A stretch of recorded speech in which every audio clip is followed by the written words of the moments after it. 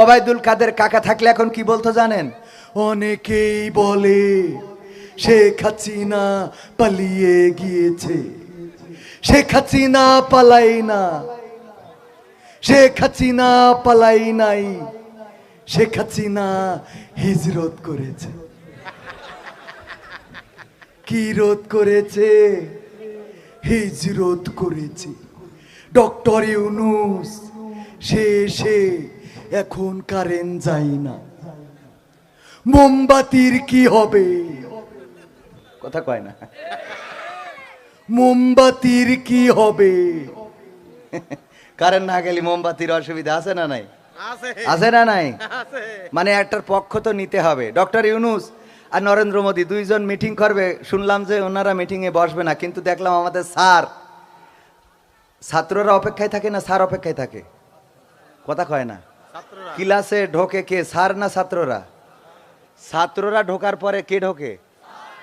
তো আমরা দেখলাম আমাদের ডক্টর ইউনূস পরে গেছে, আগে কিছু মাল বসেছিল, তাহলে ওরা কি ছাত্র না হয় স্টুডেন্ট?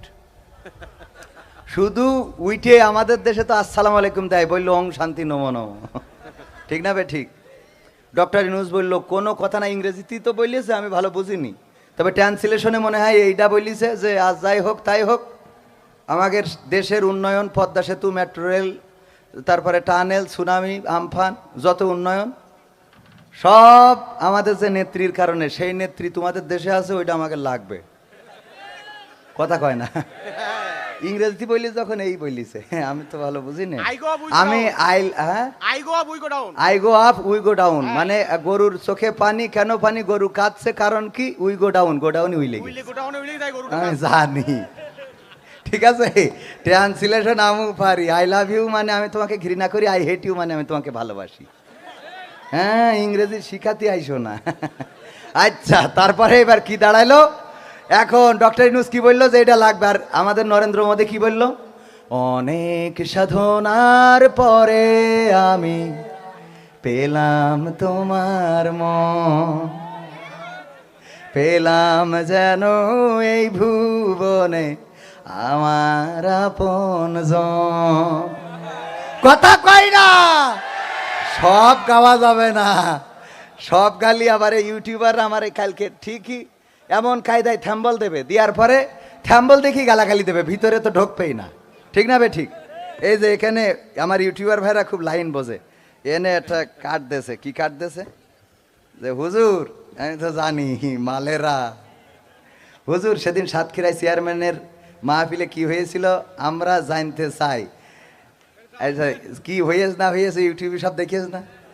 তার মানে জানতে চাই মানে আবার করো, ওকে যেন দুটো ইনকাম হয়, আবার থ্যাম্পল লাগাবে যে হুজুরি যা করলেন চেয়ারম্যান। ভাই একবার বাষ্ট হয়েছি, আর দুবার হতে যাচ্ছি না, ঠিক আছে তো না? আলহামদুলিল্লাহ। শোনেন, যা হয়েছে এটা ছিল মিসআন্ডারস্ট্যান্ডিং। কি মিসআন্ডারস্ট্যান্ডিং? অনেক জায়গায় ঝামেলা হয়, আমার আগের বক্তা গরম করে থিয়ে যায়, পরের সময় যে আমি কুপান খাই। আমাদের সারসাই আমার আগে আমাদের তৈবুর রহমান ভাই আচ্ছা করে কুপাইছে, আমি যেইতে ওয়াজ শুরু করেছি এই সে বলছে বন্ধ কর, আমি শুরু না ক্ষতি বন্ধ কর খান, বলছে সরকার বিরোধী কথা বলি খান, আওয়ামী লীগের আমলে। তো আমি বলছি আমি তো এখন স্টাডি দিইনি, মানে আগেরটা যে রানিং করে ঠিক আছে, ওতে আমার পরে বাস, বোঝেননি?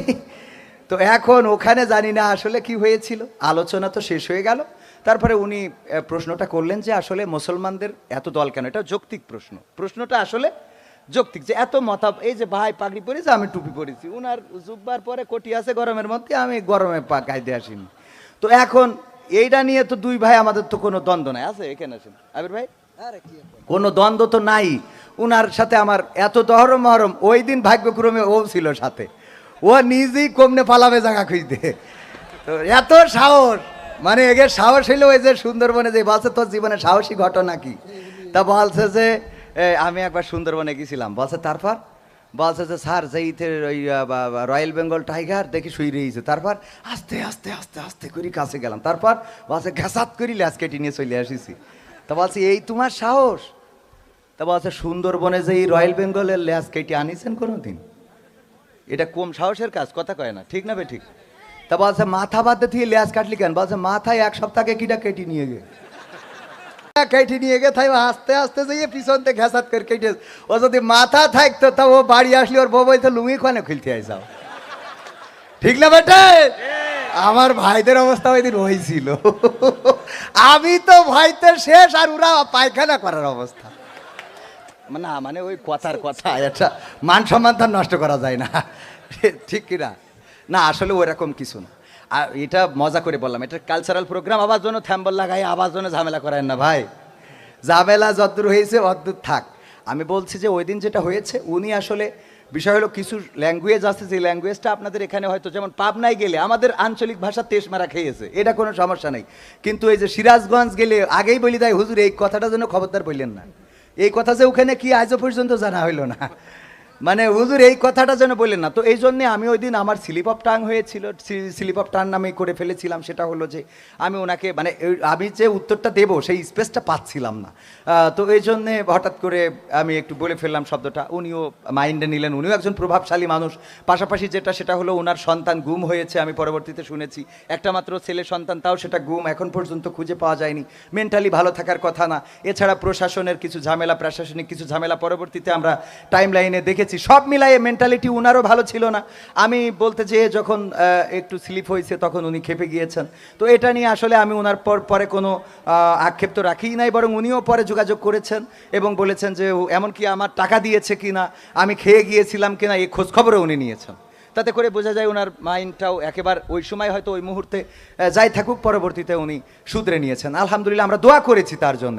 আল্লাহ যেন তাকে হেদায়েত নসিব করেন, বলেন আমিন। আল্লাহ রাব্বুল আলামিন যেন তাকে দ্বীনের জন্য কবুল করেন, বলেন আমিন। ওমর রাদিয়াল্লাহু তাআলা আনহু তরবারি নিয়ে মাথা কাটতে গিয়েছিল কার? রাসূলের। যেই রাসূলের আল্লাহ রাব্বুল আলামিন বলে দিয়েছেন যে যদি তোমরা আমাকে ভালোবাসতে চাও, কুল ইন কুনতুম তুহিব্বুনাল্লাহ ফাত্তাবিউনি ইউহিব্বুকুমুল্লাহ ইয়াগফির লাকুম যুনুবাকুম আল্লাহু গফুরুর রহিম। আল্লাহ এই আয়াতে বলে জানিয়ে দিয়েছেন স্পষ্ট, তোমরা যদি আমাকে ভালোবাসতে চাও তাহলে আমি রাসূলের অনুসরণ করো, তবেই আমি আল্লাহ তোমাদেরকে ভালোবাসবো, বলেন সুবহানাল্লাহ। এবং আমি তোমাদের কি করব? অপরাধ সমূহ ক্ষমা করে দেব, কারণ আমি গফুর, ক্ষমাশীল ও রহিম, দয়ালু। আমি দয়ালু, ক্ষমাশীল, আমি ক্ষমা করে দেব। যেই রাসূলকে ভালোবাসলে, অনুসরণ করলে আল্লাহর ক্ষমা পাওয়া যায়, সেই রাসূলের মাথা কাটতে গিয়েছিল ওমর রাদিয়াল্লাহু তাআলা আনহু। আল্লাহ রাসূল সাল্লাল্লাহু আলাইহি সাল্লাম ওমরকে বলল যে নাও সাহাবীরা তোমরা ওর মাথা কেটে দাও, বলিছে? বলে নাই। সুতরাং ওই দিন যেটা হয়েছে এটা ভালো হয়েছে, আমরা কেউ কিছু বলি নাই, ভাই কিছু বলে নাই, আরেকজন কিছু বলে নাই, কেউ কিছু বলে নাই। এতে তার অনুশোচনা হয়েছে, ভুল বুঝেছেন। আমরাও বলেছি, আমরা দোয়া করেছি আল্লাহ যেন তাকে ইসলামের জন্য কবুল করেন, বলেন আমিন। তার সন্তান গুম হয়ে আছে, আল্লাহ যেন ফেরত পাঠিয়ে দেন, বলেন আমিন। সুতরাং আমার ইউটিউবার ভাইয়েরা বলবো যেন খবরদার অবিচার করবেন না, এমন কোনো থ্যাম্বনাইল, এমন কোনো অংশ লাগাবেন না যেটা আবার বিভ্রান্তি সৃষ্টি করে। ও সান্ডা নিয়ে এই যে আবার থ্যাম্বনাইল লাগাইতে হবে, সান্ডা না মাহফুজ মিস